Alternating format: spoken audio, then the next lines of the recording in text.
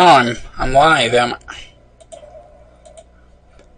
Okay, I think I'm live. Let's do audio test. I'm live. Audio test. Okay, checking the other. Okay, I think I'm live. Let's do audio test. I'm live. Audio test. Okay, checking the other. Okay, I think I'm live. Let's do audio test. I'm live. Okay, that was kind of cool.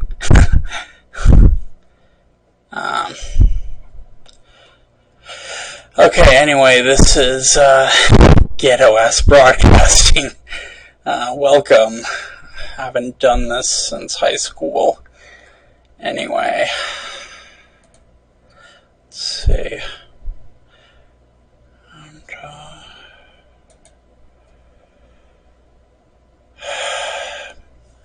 Okay, this is shutting down really quickly.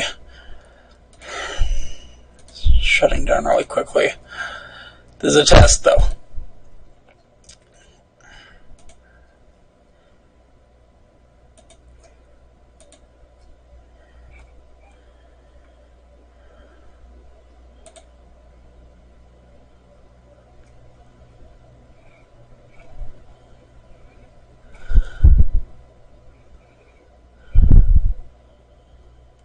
Okay.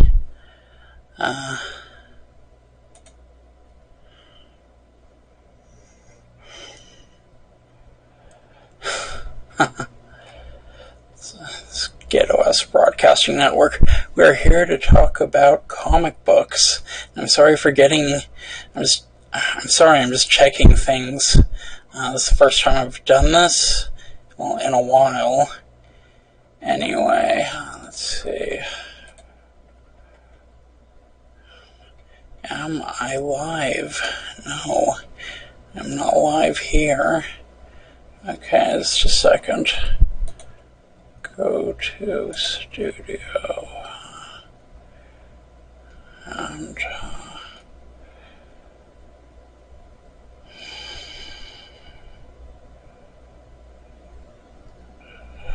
settings.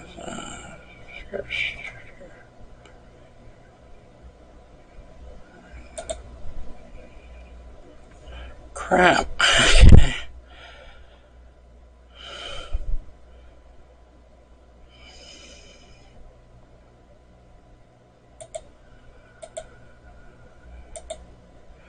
Okay.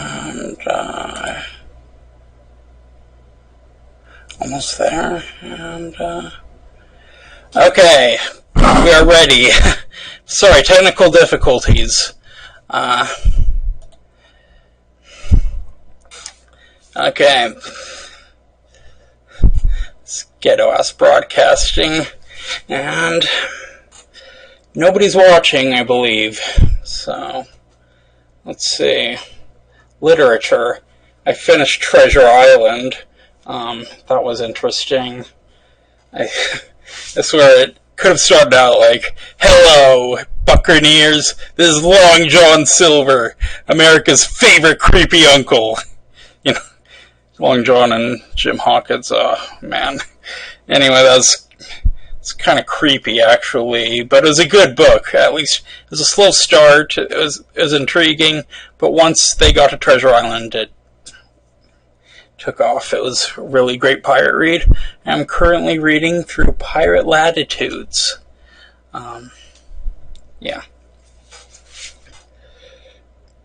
Oh, by the way, if anybody's watching, feel free to type in a message into the chat. Willing to answer questions, but more on that later. I'm kind of getting into a pirate mood. Comic books. Okay, I was going to do a whole act, but let's just cut to the chase. Comic books. I really feel like comic book companies should be as popular as they once were, if not more so. It was all about advertising. I mean, you have all these comic book movies, not even really superhero movies, but all these comic book movies. They could have put trailers for like all the classic runs of these issues, and they didn't. And people don't know about the classic runs. All they know are these movies. And the comics now, they go to buy new comics, and honestly, I don't think the new comics are worth buying. There are a few, but they're gone now. A lot of the good comics that are remaining are about to go down the tubes.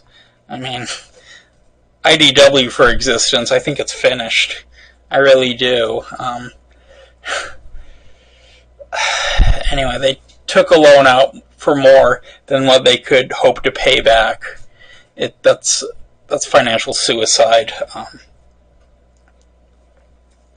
They're really good comics, though. I mean, I've been collecting their Al Taliaferro, Donald Duck comics. Those are great. I used to read those strips and old Donald Duck issues. They were so great, and I think that's why Al Taliaferro is actually my second favorite Duck artist, right after Carl Barks. Yeah. So, I finished the Carl Barks library in mid-December of last year. I'd been working on that for 10 years, and what can I say? It was very entertaining. I learned a lot. I learned a lot about storytelling and gags and pacing humor. It's great. If you're into comic books, if you want to get your kids into comic books, I'd totally recommend Donald Duck, Mickey Mouse, and Uncle Scrooge comics. But get the classic runs. For example, I would start off with Carl Barks. Then I'd go to other collections like Al Taliaferro, even Don Rosa. His stuff is interesting too. But Floyd Gottfredson's Mickey Mouse, that is Mickey Mouse.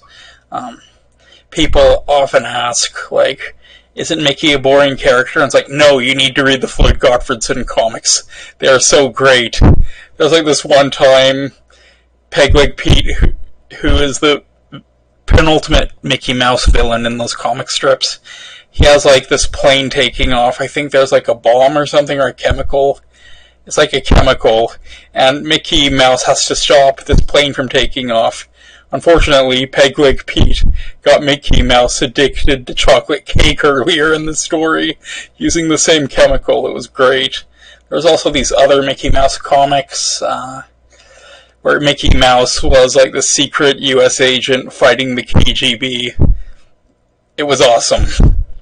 I think a lot of people forget that the Phantom Blot is actually a KGB agent. Mickey Mouse was fighting communists back in the 40s, 50s, and 60s. And good for Mickey Mouse, Go punch a commie, Anyway, let's see. Yeah, anyway, I would recommend Floyd Gottfredson's Mickey Mouse if you want to get into Mickey Mouse. That's a good starter. If you're also not into superheroes, I'd recommend Calvin and Hobbes. All of it. The complete Bone collection. Bone is a really good series. It's like Carl Barks Duck comics, with Carl Barks Duck type characters in the place of Phony Bone, Smiley Bone, and Phone Bone. They are from Boneville. They were run out of town, just like Donald Duck and Huey, Dewey, and Louie are often run out of town. And this story takes place like what happens after they get run out of town. Well, this story answers that. They actually go across a desert and come to this green valley. And, it's a whole adventure. It starts out very much like a Carl Barks comic, but it slowly develops into this, like, J.R.R. Tolkien Lord of the Rings scenario. And it is an epic comic, one of the best. Often I've wondered, when is the next Liberty Meadows coming out? When is the next Bone coming out? And I think I've slowly realized I don't think there will be. Not unless someone writes it. And I admit I've been kind of writing something. I'm trying to finish some things, but I'll get into what I'm writing later. Now we're just talking about comics.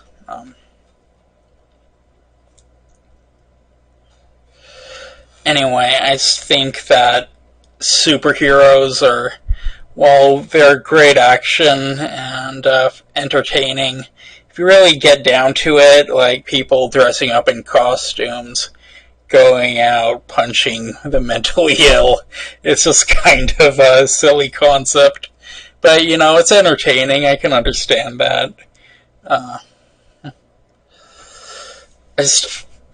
I like shows like Daredevil, The Flash, Smallville. Here's the problem I have with it. I like superhero team-ups where there's two heroes taking on a common enemy. But once you have like one of those superhero teams, and they're all in their different colored outfits and everything, I just look at them and I'm like, LARPers! You're a bunch of LARPers! Not one of you have been in the military or in the police force. Well, the Flashes in the police force, but I'm saying, like, none of them have military training. So, like, what makes them think they're capable of stopping all these threats? I know they're like heroes, but come on, they look like a bunch of LARPers gathered together, Anyway, I'm not bashing superheroes. I'm just saying it's kind of a silly concept when you think about it. But as I said, the classic runs should have been advertised back to the beginning. Take all this time just to go back to the beginning. Yes, I did. You see, they screwed themselves, and now they're chasing away the remaining customer fan base. And, it's like, fine, and people are not buying new comics. I mean, there are some comics, of course, being bought, but the major big ones, Marvel and DC, they're chasing away their customers. Like, other companies are making some very questionable decisions. Comic sales are tanking. I need to look at the numbers of comic sales. Last time I checked, they were tanking. Maybe they still are. If anybody in the chat knows, feel free.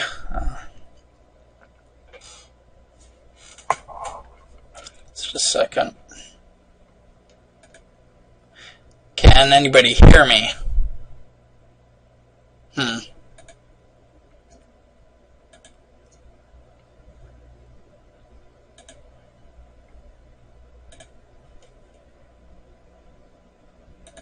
Can anybody hear me?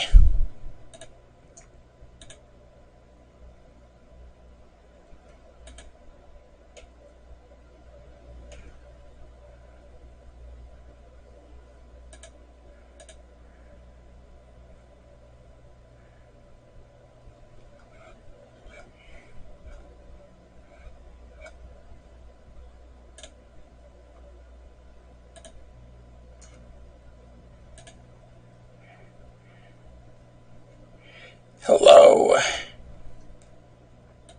Hello.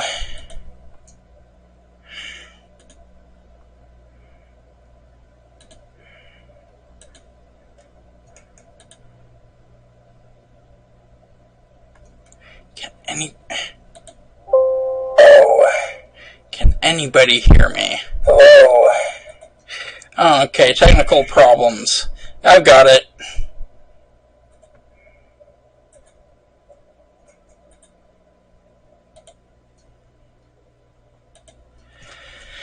Sorry about that. I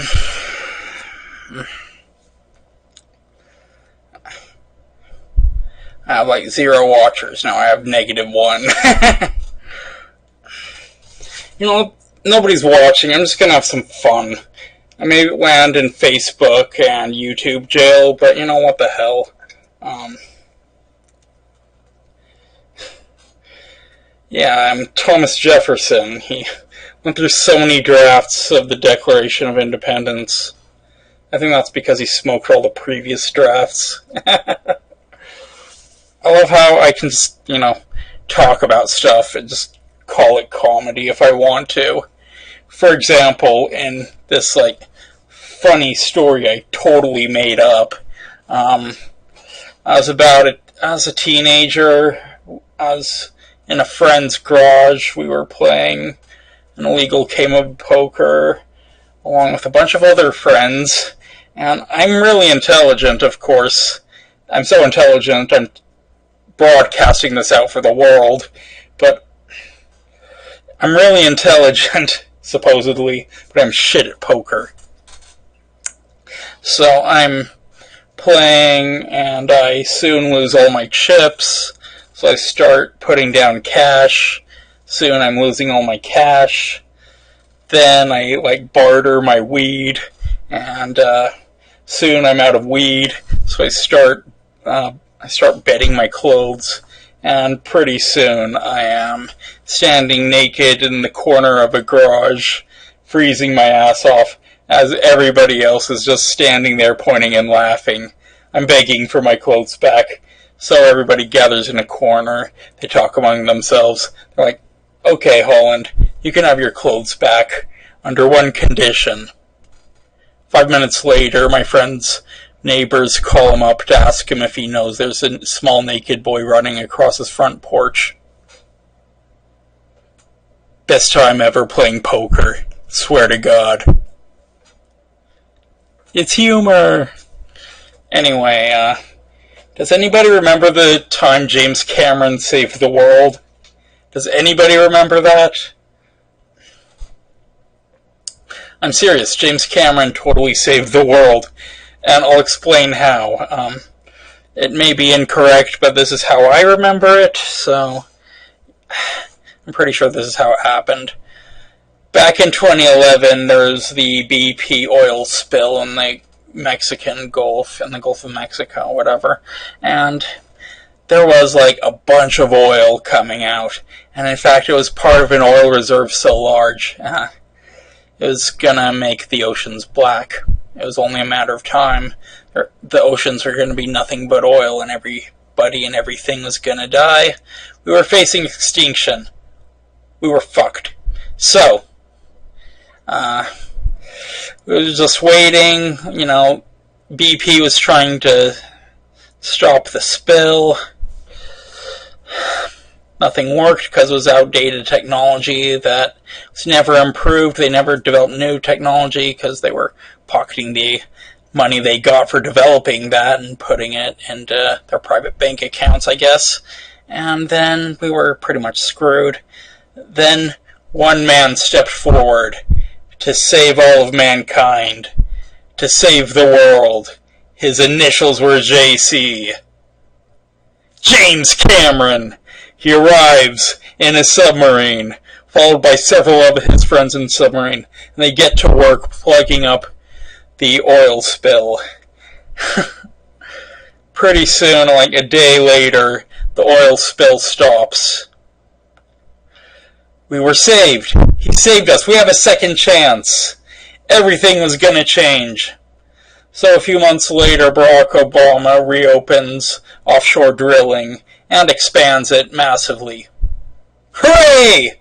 We're stupid! We proved it! We're frickin' stupid!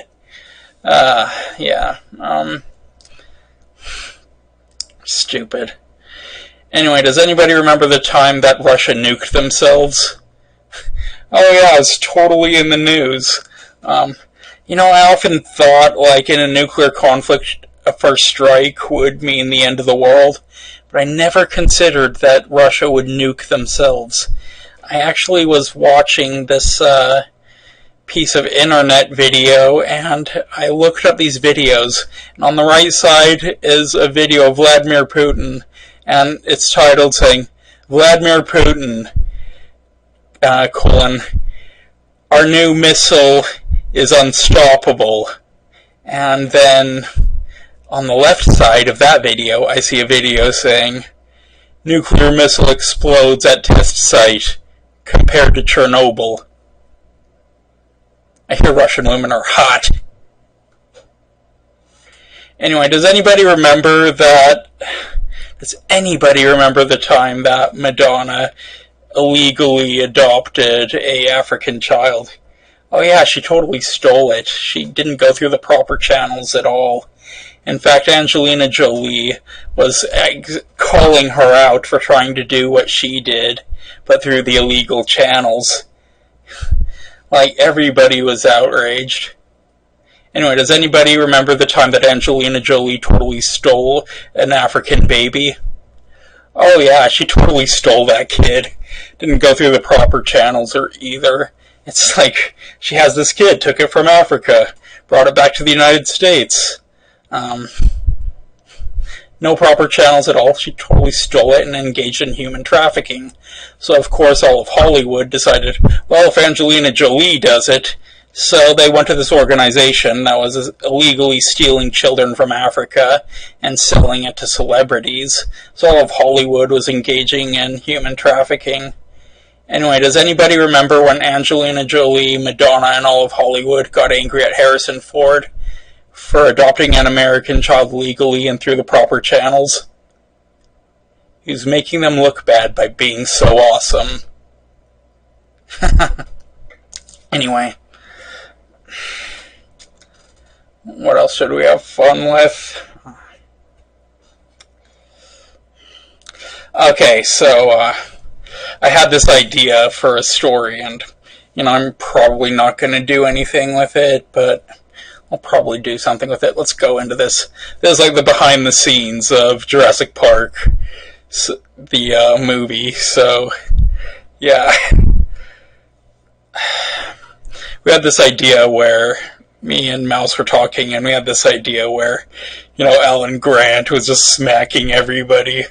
Like, for example, they're in the genetics facility, and he's like saying, "What species is this?" And Dr. Wu says, "It's a velociraptor."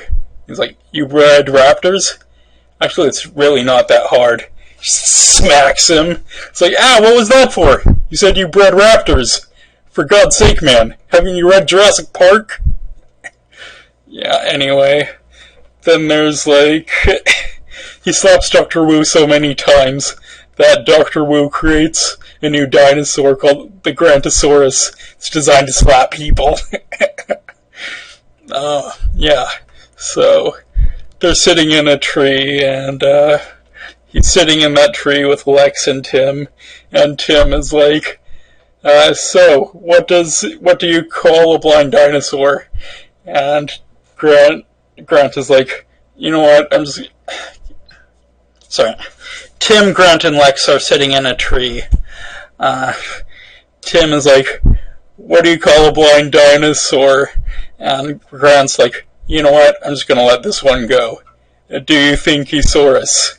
What do you call a blind dinosaur's dog? And Grant is like, oh, here it comes. Do you think Thesaurus Rex? Just fucking smacks Tim out of the tree, turns over to Lex and says, so, Lex, I don't really think that's much of a girl's name. How about we call you Cindy? Horrible. Anyway, so he's on set, and Steven Spielberg comes up to Sam Neill and is like, listen, Neil, I'm having a great time, but I'm getting a lot of complaints about you smacking people. I was just wondering if you could cut out and smack. Understood. I'll go back to my trailer now. Sam Neill's awesome. He was actually in The Mouth of Madness, which is like this H.P. Lovecraft-inspired movie. It's not based on any of his work, but then again, it's based on all of his work. So, it's a really great John Carpenter movie. John Carpenter's a great director. Anyway, comic book movies. Let's go back to comic book movies now that we've had fun. Let's talk about the movies.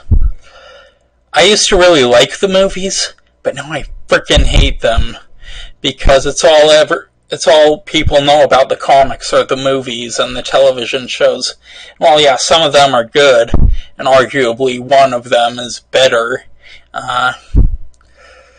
They don't know the comics, and they act like they know these characters when, if they haven't read the comics, they have no idea who these characters are. And honestly, the comic book movies often butcher the comics, actually. Like, the comics are so well told, and they have such a great pacing of storytelling, and you have these arcs, these beautiful storytelling arcs, and they have to crunch it down to like 2 hours to sell the maximum number of tickets. What are you doing? If you're doing that, just do something similar to what the Marvel Cinematic Universe is doing, but specifically for that comic book. Or at least do what Daredevil did as a show, and blow the movie out of the water by turning the character into a show. I miss Daredevil.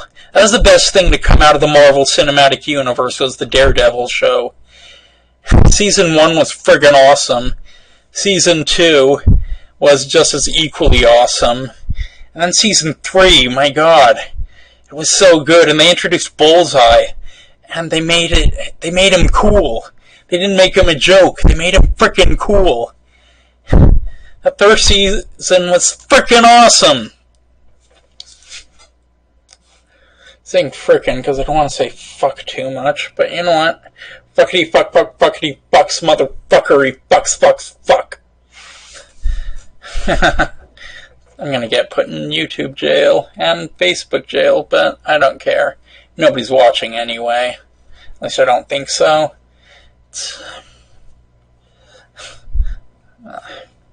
Anyway, I think that if you want to get into comic books, movies are a good way to go. Obviously, some people that watch the source material, some people watch the movies which lead them to the source material, I'm sorry. That's good. That's a good thing, but it's not happening enough. People just watch the movies and they don't get interested in the source material.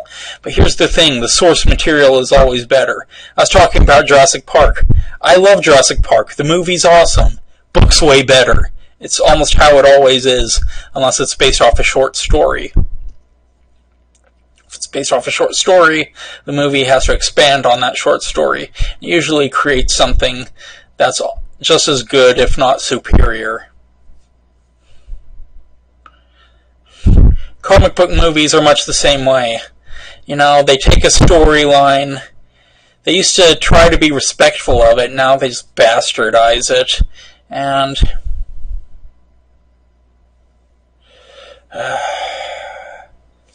makes me frustrated. Anyway, and that's what people think of it. People think the Dark Phoenix storyline sucks. Here's the thing, there's a reason why they tried to adapt it twice. It's the best X-Men storyline ever. It is the absolute best X-Men story ever told. And it's so good. And they screwed it up twice. You had a second chance, and you screwed it up. But I know why. They wanted to do it justice too. Fox totally wanted to do it justice. But then Disney was going to buy Fox. And they couldn't have frickin' Jean Grey beat Captain Marvel to theaters and completely outshine Captain Marvel. Captain Marvel's going to be the face of the MCU. Even though Captain Marvel, aka Carol Danvers, was in a coma for 30 real-life years and nobody even noticed! Sorry.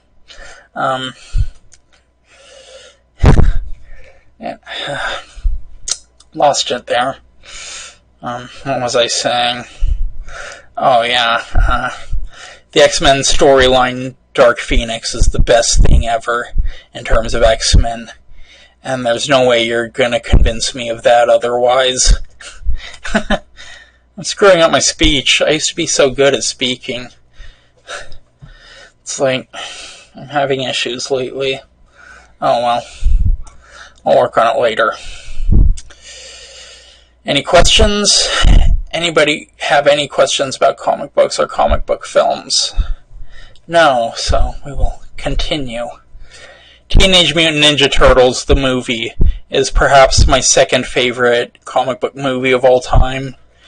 It has like the blend of the comics and the cartoon, with the comics being the main storyline, but the Turtles being the cartoon characters, you know, blended with the comic book characters, which, yeah, obviously a lot of pizza was sold.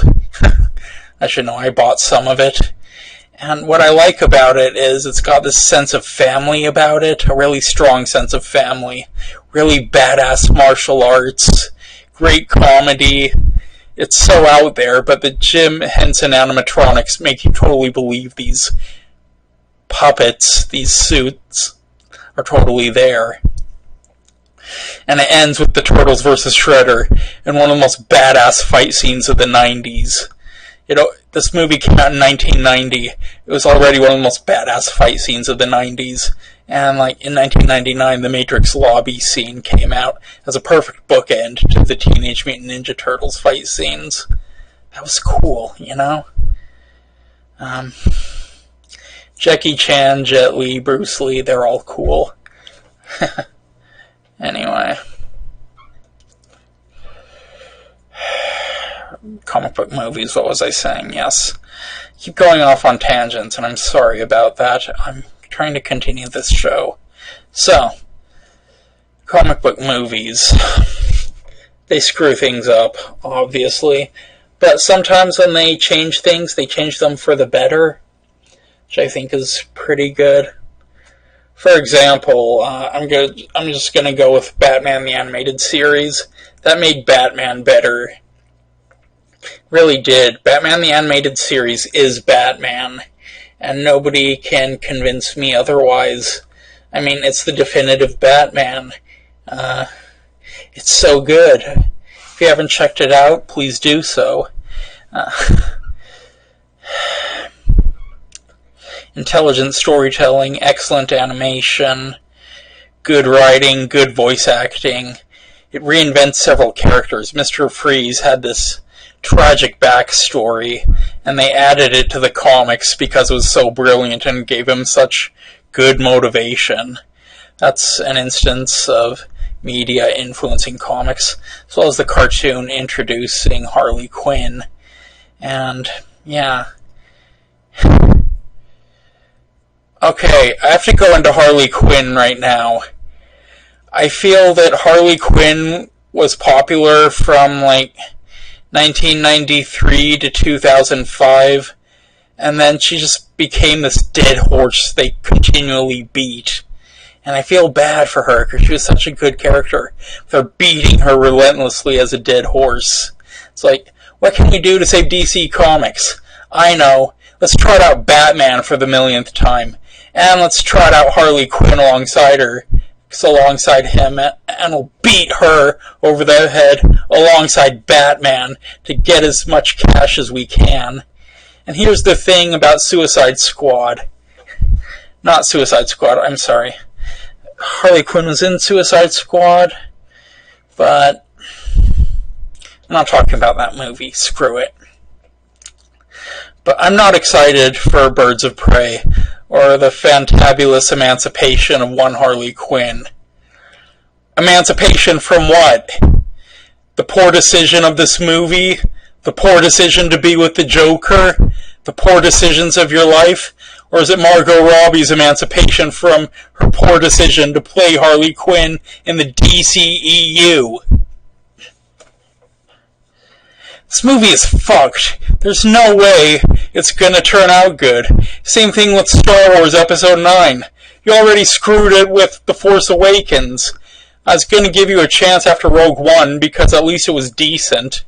But I didn't know that a decent Star Wars movie from Disney would mean that it would be the best one. You canceled Clone Wars because you thought that it was not cute enough for the kiddies. It was too violent for you. The Clone Wars was one of the best Star Wars properties ever. I would go as far to say that the Clone Wars was the best Star Wars ever. And he canceled it. Fine, whatever, he closed LucasArts too. I think Disney's really the problem here.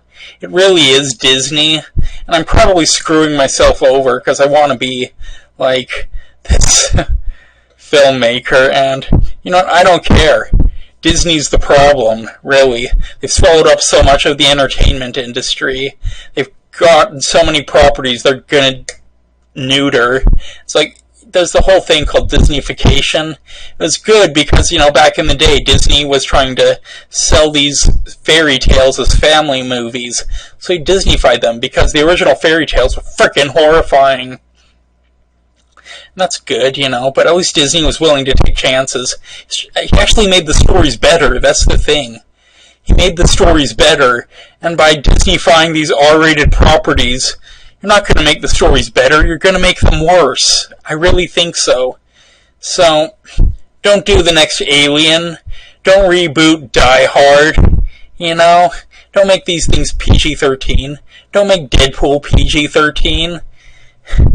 Now, that's the thing, I haven't read Deadpool comics. I know him as a meme, and I thought Ryan Reynolds would be a perfect Deadpool. I thought it was the funniest movie and the best movie of 2016. The second best movie was just as funny, just in different ways, and that was Love and Friendship. Check that out, by the way. It's hilarious. I thought Jane Austen was I didn't know she was hilarious. She should have spent her life writing comedy if that's what she wrote. Anyway. Comic books. I don't think we've actually ever gotten an accurate Batman on film. I mean, we've had the animation, but I'm talking about live action. We've never had an accurate Batman. Okay. So, I think this has been going on for about... Okay.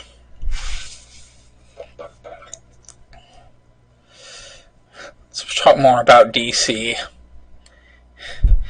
Man of Steel, I do not think was Superman either.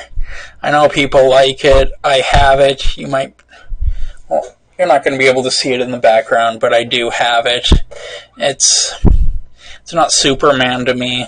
I mean, it's a character with Superman's abilities. He's called Superman.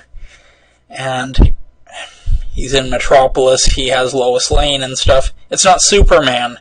It's just someone they call Superman. I have the movie because Superman punches the crap out of stuff. I like that. I want to see Superman fully unleashed on Zod. The problem is what he does while he's fighting Zod and his army. By the way, Superman the movie and Superman 2, I think those are the best representations of Superman on film. In terms of television, live action, I would say Smallville. Smallville's probably the best Superman story ever told, except it's the story about how Clark Kent became Superman. And I'm just going to spoil it for everybody how Smallville ends. So if you don't want to know, you can shut off. But I think everybody knows how Smallville ends. Clark Kent becomes Superman. My God, who saw it coming? Everybody. It's a great show, though. As I said, the best Superman story ever told. Going into Superman, I feel the best Superman movie ever is The Iron Giant. The Iron Giant is not technically about Superman, but it's about the ideal of Superman, the ideals of Superman. It's about this giant made of iron coming from outer space, befriending this young boy, and he teaches him right from wrong and introduces him to the concept of Superman. And, yeah, in the end he has to save the day, and he has to make a choice. What is he? Is he a gun? And he says, no, I'm Superman. And he saves everybody. That's awesome. The Iron Giant is great. If you have kids, I'd totally recommend you showing them Superman the movie, Superman 2, and The Iron Giant. Those are great. Great way to get kids into Superman. I would not show them Man of Steel or Batman v Superman. Here's the thing about Batman v Superman. You have a character called Batman and a character called Superman, and they fight. The thing is, neither of them are actually Batman or Superman. So when they fight for 10 minutes, it kind of means nothing to me because they're not the characters I know fighting.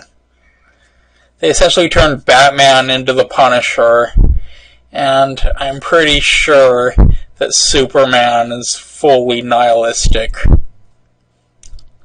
I may be wrong about that. He seems pretty down, though. He doesn't seem optimistic or hopeful. He just seems like he's miserable saving people. He looks like he's absolutely miserable doing it. And that's not Superman. That isn't. Enough about Superman. What about Spider-Man? I feel like the first two Sam Raimi Spider-Man films are better than any movies from the MCU. The MCU, it's a formula. It's a formula for a popcorn movie. If you want to see a film about a superhero, watch Spider-Man, then watch Spider-Man 2. You'll not only get a superhero film, but you'll get a film. I actually went back and watched the 2003 Hulk. I was expecting it to be bad, but honestly, I really enjoyed it. It was a film. It felt like a film about the Hulk. And I enjoyed that. It wasn't a popcorn film. It was a film. It had substance to it.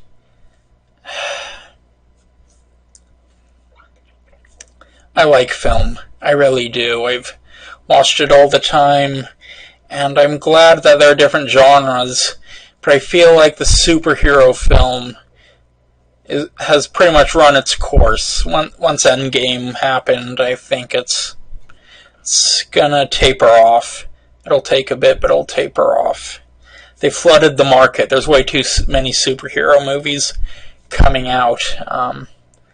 That's the other thing. Why is it that everything I'm looking forward to, apart from Hammer Films' The Lodge, is either a sequel or a comic book movie of a franchise? Why aren't there any new things? I'm going to go see The Lodge by Hammer. I've been watching a lot of Hammer. Hammer Studios are the studios that launched Christopher Lee and Peter Cushing into stardom, particularly with Curse of Frankenstein, starring Peter Cushing as Victor Frankenstein, and Christopher Lee played the monster.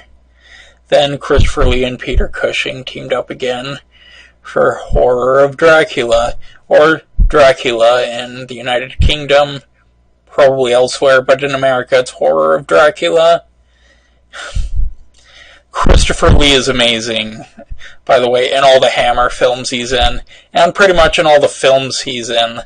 I think I have more films starring Christopher Lee than any other actor aside from Godzilla. I have more Godzilla than I have Christopher Lee. And I'm about to get more. Anyway, I don't know if you know this, but Criterion is releasing their 1000th print, and it is Godzilla, the entire Showa era. It's like from 1954 to like 1975 to 77, I don't know. I don't remember the end year of the Showa era. Fantastically cheesy films, by the way. Great music, too. I love Akira Ufukube. He's got great scores. And Ishiro Honda is great. But going back to Hammer films, where it's at with them is Terence Fisher. Terence Fisher was a student of Alfred Hitchcock, studied all his films, and if you're wondering why it always takes like an hour for the protagonist to get to the monster, or the monster shows up an hour into the film, that's because of Terence Fisher and Dracula, Prince of Darkness. He spends an hour of the hour and a half runtime building up to the return of Dracula, and then when they finally get to Dracula's resurrection, it takes off. It takes off for a full half hour. But, you see, it feels a lot longer because it's Dracula with Christopher Lee. So even though it's like only a half hour, it feels a very long half hour because Christopher Lee is so entertaining as that Dracula. He doesn't have a word of dialogue in that movie, but his presence is commanding. Anyway, if you're wondering why he's called Count Dooku in the Star Wars prequels, think about it. Count Dracula, Count Dooku, played by Christopher Lee, both of them. It's so funny. Anyway, enough about Star Wars and stuff like that. Comic book movies. Spider-Man. I feel all the reboots have sucked. All the reboots have sucked. I feel like Spider-Man Homecoming, good. I haven't seen that one. I know, shocker, but I have seen Far From Home. And I liked it until I realized Peter Parker in that film had absolutely zero agency and contributed pretty much absolutely nothing to the plot other than making things worse. Right until the end, where he finally stands up to the villain. It's like, he's done nothing the entire movie, pretty much, to affect the plot at all. He's been a non-factor as a hero.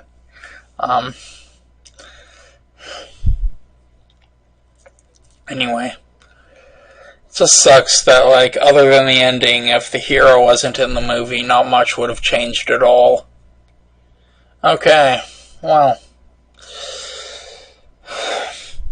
Ben Affleck as Daredevil and as Batman. You know, I feel he was trying. He was really trying.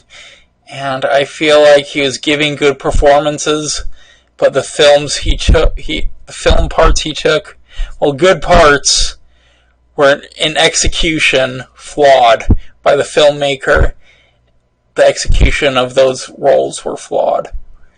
And then the studio came in and screwed it up even further. Actually, Ben Affleck did quit as Batman because he said if the studio did to Batman v Superman what Fox did to his Daredevil movie, he was going to quit.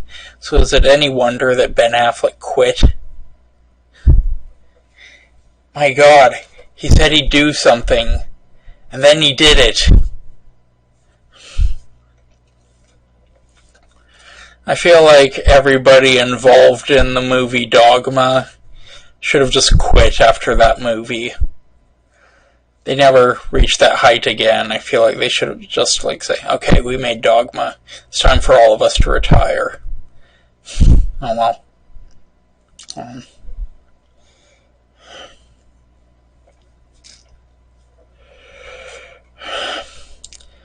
What happened to Kevin Smith? I mean, I met him. He's a great guy. I mean, he's funny, but what happened?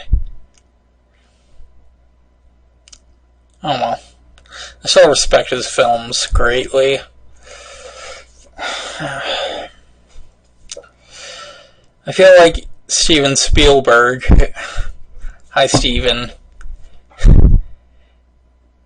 He tried to blacklist me for trying to make him millions of dollars. Oh well. I feel Spielberg isn't Spielberg anymore either. I feel like after he made Saving Private Ryan, he peaked. He was always fighting against the establishment. Now he's the establishment, and he has nothing left to prove. So, yeah. I like how he tried to throw his buddy George Lucas under the bus over Kingdom of the Crystal Skull. Here's the thing, Steven. When you're the director, it's your fault. When everything goes greatly, it's everybody's fault that it's a success. When things are hated, you're the director, it's your fault. George Lucas came up with the story. You hired David Koepp to take the story and turn it into a screenplay. You took that screenplay and you filmed it. You directed all the actors. You used a god-awful amount of CGI, and you expected everybody in the audience to be into aliens, like I am, and like you are. Thing is, not everybody's into aliens and knows alien mythology, like I do and you do. So the normies, they hated it. I appreciate it. Still my fourth favorite Indiana Jones movie. But out of 26 Indiana Jones movies, not so bad. George Lucas, great storyteller, great filmmaker, kind of a control freak. I think he should let the actors act a bit more, but he knows what he wants and he goes for it. I feel like his one weakness, though, and this is what everybody seems to complain about most, is the dialogue. George Lucas's one weakness is dialogue. He can't write good dialogue. I don't know, but maybe I should see more George Lucas movies before I criticize the Star Wars dialogue. Star Wars dialogue has always been bad dialogue. Indiana Jones dialogue has been decent dialogue. I mean, I used to enjoy it when I was younger, and I still enjoy it now, but since I've started writing my own stories, I've noticed how weak George Lucas dialogue is.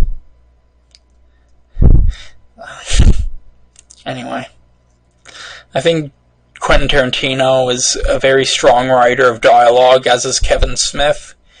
But the thing is, I've studied their dialogue so much and I've seen so many of their movies, I've kind of started to pick up on their tricks.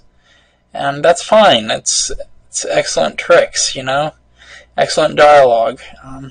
If you want to learn how to write fantastic dialogue, I'd suggest studying movies with fantastic dialogue. For example, Captain Blood. Very intelligent dialogue. I would say even more intelligent than what Quentin Tarantino can write. Captain Blood stars Errol Flynn. It was considered the first swashbuckler. And it had Olivia de Havilland. And she is lovely in it. I feel like old Hollywood movies were somehow more intelligent than later movies. Maybe because they had real writers who wrote books and stuff working on the screenplays. Anyway, comic books.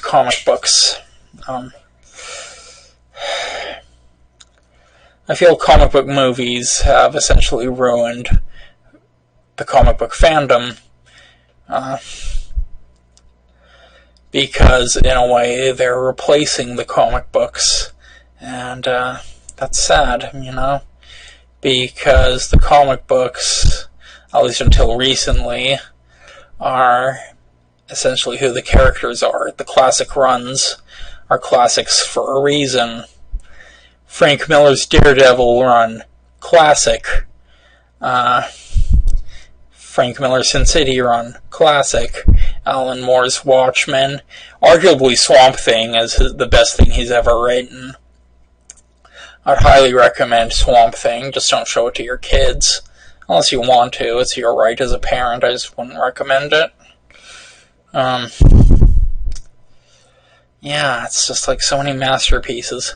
Not just runs, I mean EC Comics, for example, entertaining comics. Tales from the Crypt, Frontline Combat, Shock Suspense Stories, Vault of Horror, just all these things, you know, including Two-Fisted Tales, Piracy, Weird Science, Weird Fantasy, and of course what everybody now knows for EC Comics, what it evolved into was Mad Magazine, which is now kaput too. It's just gone. Bye-bye. They priced themselves out. They made it too expensive for somebody to pick up. It's nobody's gonna pay $10. I think it was $10. Maybe over 10. I don't know. Last time I checked it was $10. I'm not going to pay $10 for a Mad Magazine. Well, because you made it in color, go back to black and white. Newsprint. It worked out for you. Great. Honestly, I'm kind of sick of paying $4.99 for a single issue comic book floppy. It's stupid. It's I get 20 pages of a comic for $5. Seriously? $5 for a 20 page does not compute.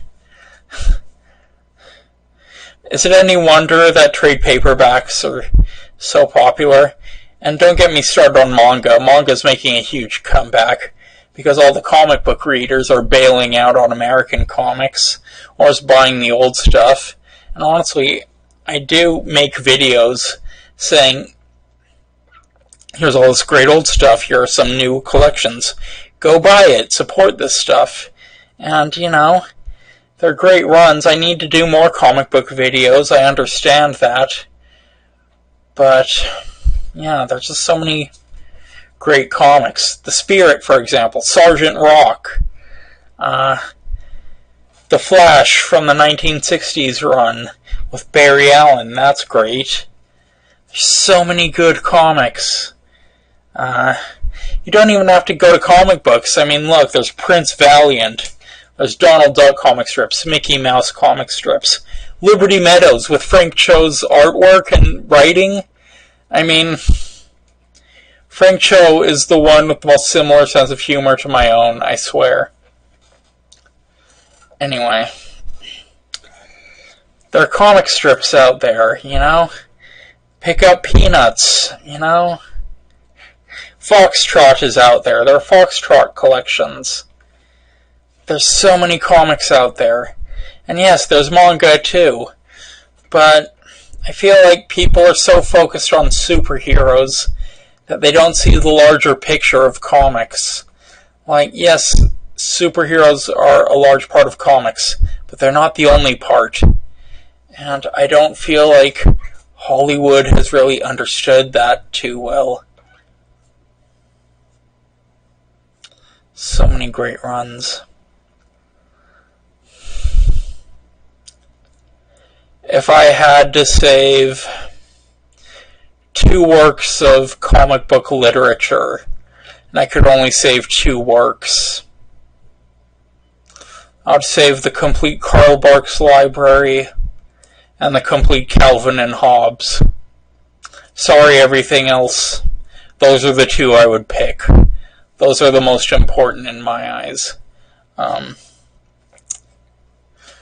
really I feel like if there's anything in terms of our society that the next civilization should find of ours, I really think it should be the complete Looney Tunes. Like, I feel like that's the most important thing for the next society to find left behind by us. Obviously, there are other important things that should be left behind by us for the next civilization, but I feel like Looney Tunes gives a good representation of what we were like. I really do. I feel like Looney Tunes is the best representation of humanity. Just how effing crazy we are.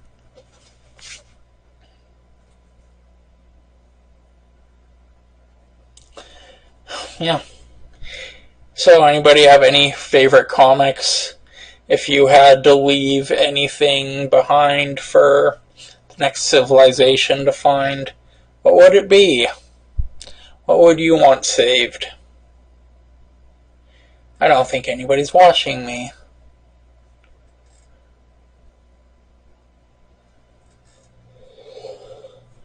Anyway, I spent the last 2 years, I spent the last 2 years studying the Third Crusade. I think I said that. I'd like to make a correction to one of my videos. I was reviewing the BBC Robin Hood.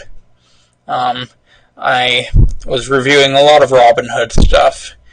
From my understanding, medieval England was very far away. It was pretty much cut off, and the only way you could get there was by boat.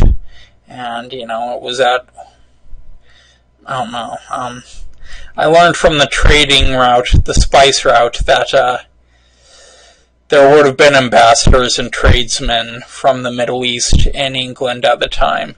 There wouldn't have been very many. There'd be like, I don't know, 1 to 5 of them, maybe. I don't know. I wasn't there, but they would have been there, just not very many. So, yeah, I was wrong about that, but honestly, I didn't know. I wasn't a complete expert on medieval England spice trading routes.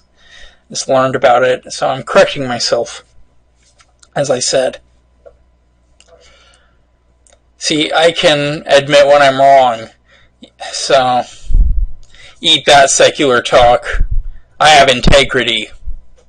Okay. Well, anyway, I don't know if anybody's watching. Well, I would like to give a shout out to my friend Romina Romero Hermoso. I hope I said that right. Hey Romina, it's me, Holland. Just bitching about comic books and other first world problems. Anyway, I think what I'm trying to say is... What I'm trying to say is that my book, Assassin of the Cross, will be coming out, and it is about an archer in the Third Crusade. It's from his perspective, the entire campaign.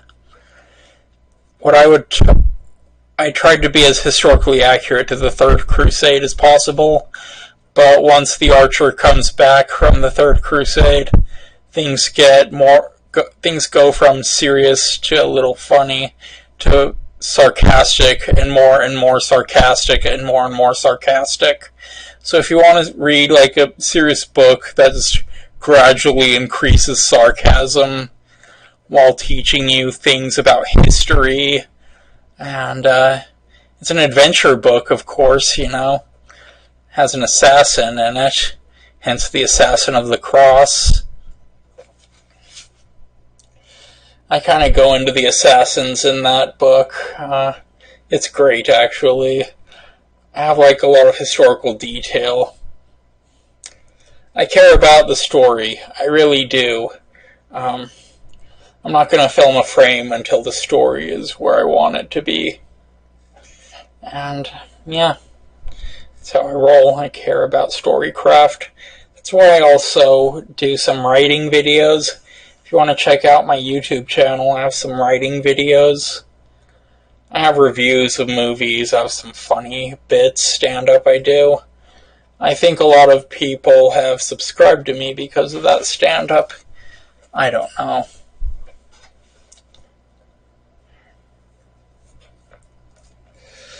Anyway, I just feel like my favorite comic book movie is The Rocketeer because it's the only movie I own that gives me a feeling of hope at the end.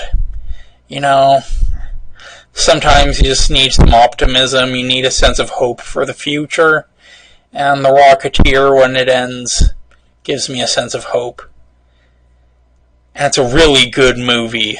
It's a really good movie. It's not about some super-powered character. It's not about some guy that's a billionaire trained to be a ninja.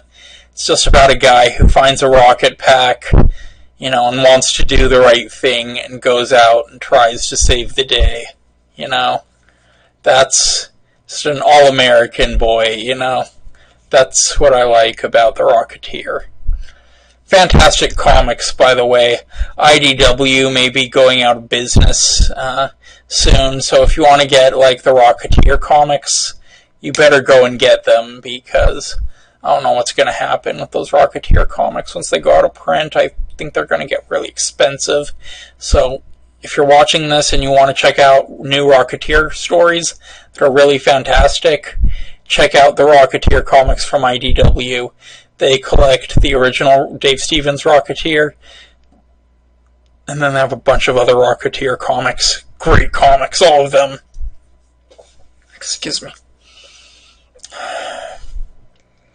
Here's the thing, they don't have to do superhero movies. They could do a Sergeant Rock comic, really. They could take the Sergeant Rock movie, I'm sorry.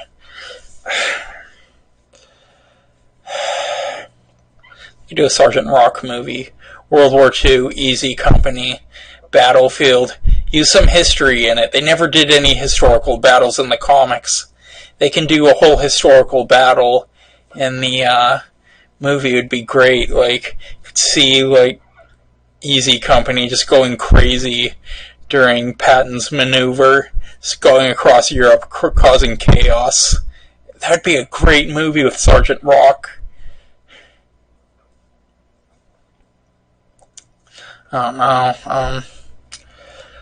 I just kind of feel sad because the comic book movie bubble is going to pop, I believe, really soon, if it's not deflating already.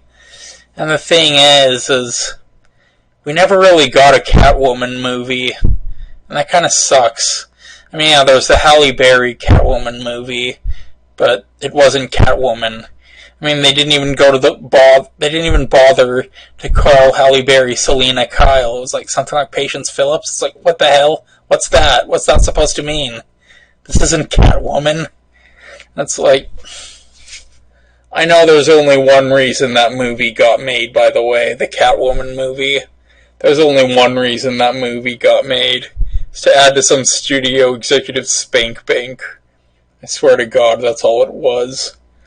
It could have been a good movie, too, because Tim Burton was attached to direct the Catwoman movie in the 90s, and it was looking pretty freaking awesome, too.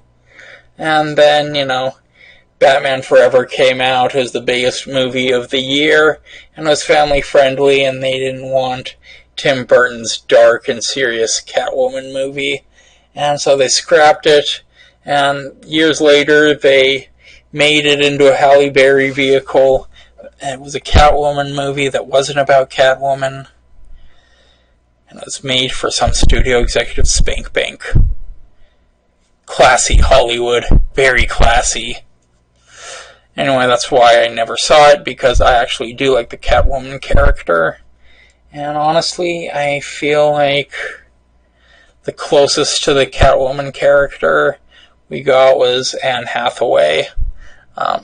Michelle Pfeiffer is a better Catwoman, of course, but Anne Hathaway is like the closest to the character, I believe.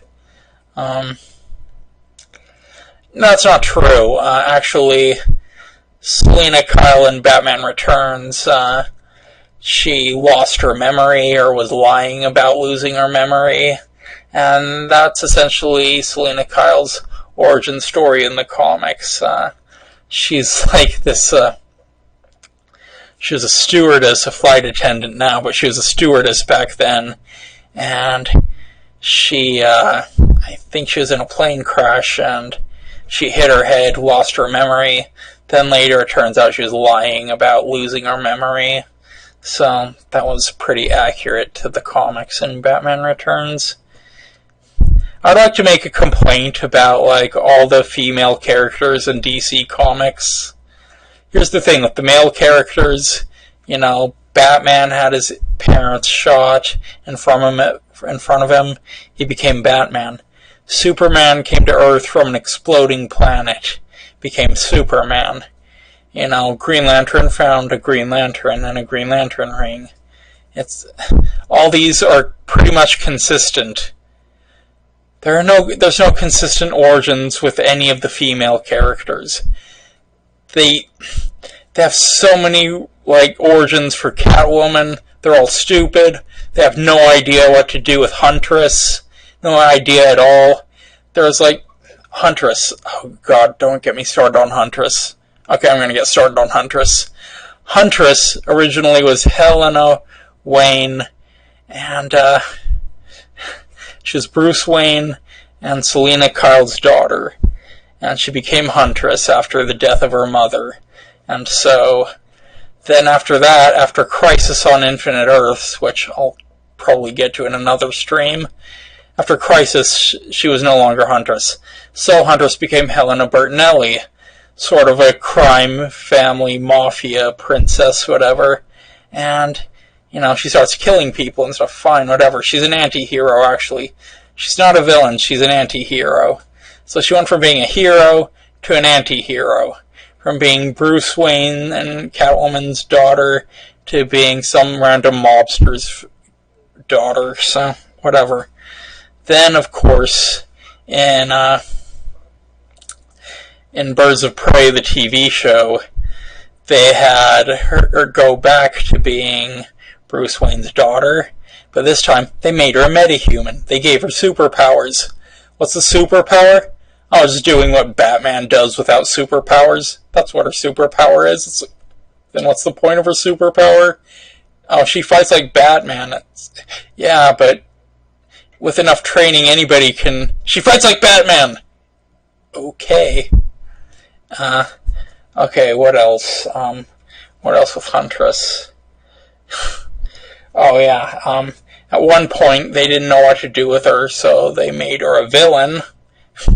That's great. And I think at one point they didn't know what to do with her, so I think they turned her black. Which, honestly, when you turn a character black, or a black character white, or take one character and change the ethnicity or the sex, at that point, that's when you know they've officially run out of ideas for what to do with the character, and should turn it over to someone who has actual ideas of what to do with the character that's new. I'm sorry, but once you change something about the character as drastically as that, tells me you've run out of ideas. And you suck.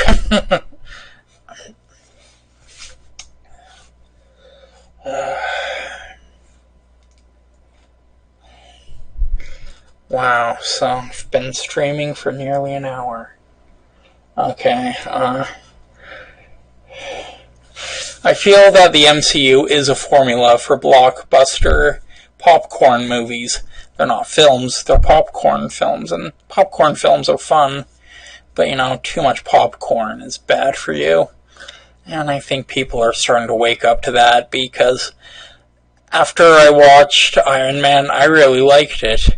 I saw Incredible Hulk, I liked that more. Then I saw Iron Man 2, I liked that. I saw Thor, Captain America, the first Avengers. Then I saw The Avengers, I liked that. Then I watched Iron Man 3, okay. Thor, The Dark World, I hated that. Then I saw Captain America, The Winter Soldier, I'm like, this is the best MCU movie ever. But it's the same as all the others. It's the same movie as all the others are. And so that's when I realized I was going to stop watching the MCU movies. And honestly, despite all that, my sister kept dragging me to them. She dragged me to Captain America, Civil War. Yes, because it was boring. I was bored out of my mind the entire time. I was watching the action unfold, but I was watching action segments from other superhero movies that did it far better than they did. And so I was just waiting for something new. And I got to the end and I was like, that's my favorite part, the ending. Because this movie ended and I can get on with my life. Yeah. So it's just the formula. Once you notice it, it's hard to not notice it. Anyway, I saw Endgame. I saw Infinity War. Thought it was okay. Then I saw Endgame, and I was like, that's how it ends. Then I realized Endgame made no sense at all as a film. It just doesn't hold up. There's several reasons why. I'm not going into it, but one of the main ones is they don't know how their time travel works. They say oh yeah, all the time travel theories from the movies that doesn't work like that. Okay, then how does it work? The filmmakers are like, we don't know, so we're going to do whatever we want. Okay, but don't you think that we're going to do whatever we want? Okay.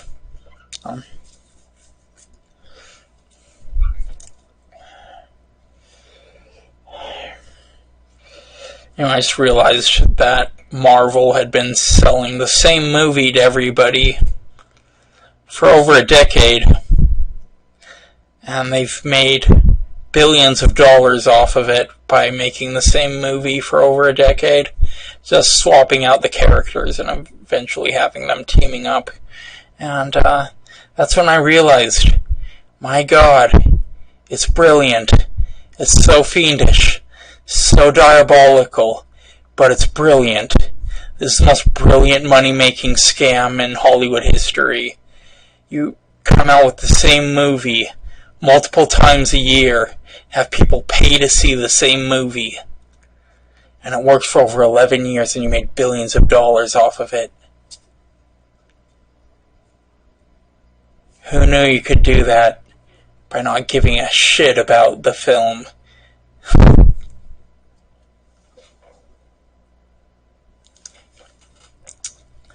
Anyway.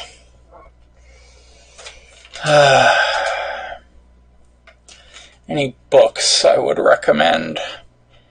Anything written by Bruce Campbell. If you see a Bruce Campbell book, it's like If Chins Could Kill, Hail to the Chin, Make Love the Bruce Campbell Way. If you find any of those 3 books and you haven't read it, buy it, pick it up, go to the library, whatever. Get your hands on that book.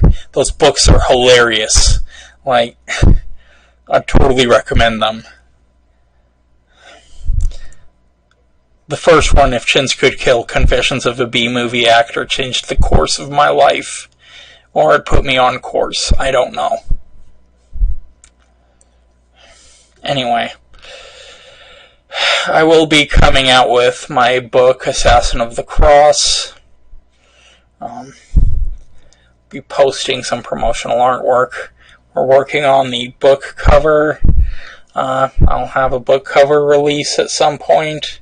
I'll show everybody what the book cover looks like once we finalize it. Getting some art made for the book, so it's going to be awesome. So yeah, if you have any questions, anybody, ask me. Okay, well, this is my first stream. Nobody's watching. But, you know what, I had fun. So, I'll do this probably next Monday. Try to be consistent about it. Why not? Peace.